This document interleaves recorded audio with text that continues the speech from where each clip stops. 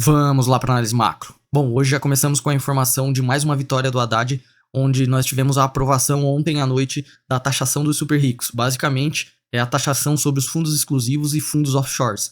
Para simplificar o entendimento, os fundos offshores são fundos lá fora, que geralmente são usados por super ricos para gerir suas fortunas lá fora, se aproveitando de isenções de impostos.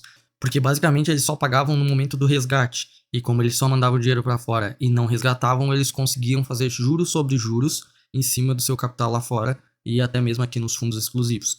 E agora, com a aprovação que nós tivemos na Câmara ontem, os fundos exclusivos vão pagar de 6 em 6 meses 15% sobre operações longas e 20% sobre operações curtas. E os offshores vão pagar uma vez ao ano 20% sobre qualquer operação.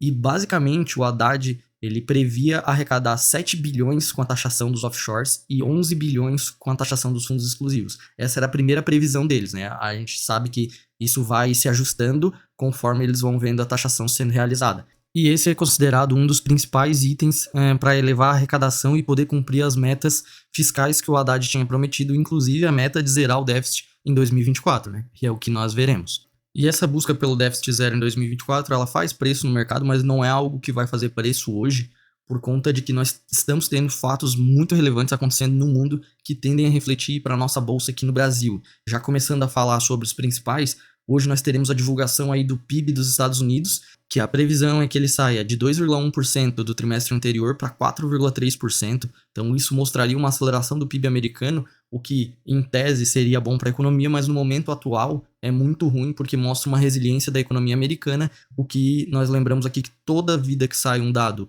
que mostra a força da economia americana, as bolsas americanas e as bolsas do mundo desabam, porque em tese significa que o Fed, que é o Banco Central Americano, vai precisar manter uma taxa de juros mais alta por mais tempo. Inclusive, os futuros das bolsas americanas já estão caindo agora de manhã e os juros futuros de 10 anos voltaram a pressionar e estão aí próximo de 5% novamente, já na perspectiva de que se esse dado do PIB vir forte como está sendo previsto, a gente pode ter sim uma continuidade desse pessimismo que já está vindo desde a semana passada, com uma queda expressiva nas bolsas. E as ações que mais estão sendo afetadas por tudo isso são as ações de tecnologia, que inclusive divulgaram os balanços, né? Ontem eu falei o balanço do Google que veio, a ação caiu mais de 8%. Então, nós temos isso no radar como as principais preocupações aí, uma das, né? E a outra das principais preocupações que está no radar dos mercados é que ontem nós tivemos uma breve incursão terrestre de Israel lá em Gaza em busca de reféns. E lembrando que o Biden veio novamente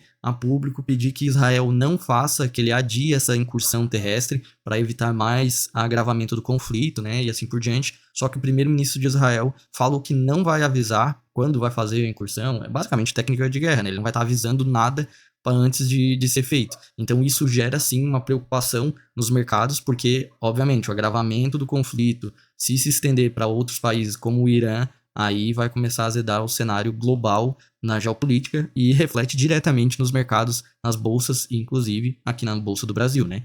Nós tivemos ontem também a divulgação do balanço da Meta, ontem à noite. Agora a ação já estava caindo aí próximo de 3% no pré-mercado, então está sendo uma temporada de balanço das empresas de tecnologias muito ruins, e a gente lembra que o principal motor de ter salvo os Estados Unidos nesse período ruim foram as empresas de tecnologia, e elas desabando, o resto tudo desaba, inclusive as bolsas asiáticas estão refletindo esse pessimismo. Durante a madrugada nós tivemos aí, por exemplo, a bolsa de Nikkei, que fica lá em Tóquio, caindo mais de 2%, puxada pelo setor de tecnologias por lá, né? E lembrando que no Japão nós temos uma preocupação adicional, é que se os juros americanos ficarem nesses patamares altos por mais tempo, sim, o BOJ, que é o Banco Central do Japão, vai precisar rever a sua política monetária, que está extremamente acomodatícia por lá, né?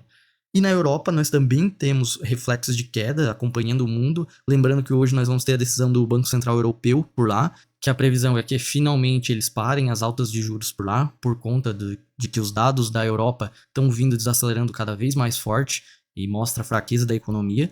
Mas assim, hoje nós já estamos abrindo com um cenário pessimista, que tende a ser ampliado se os dados americanos lá vierem fortes novamente, e só vai refletir positivamente para as bolsas se os dados americanos que vão sair hoje vierem fracos. Lembrando que nós vamos ter PIB, o núcleo de pedido de bens duráveis e os pedidos iniciais de seguro-desemprego.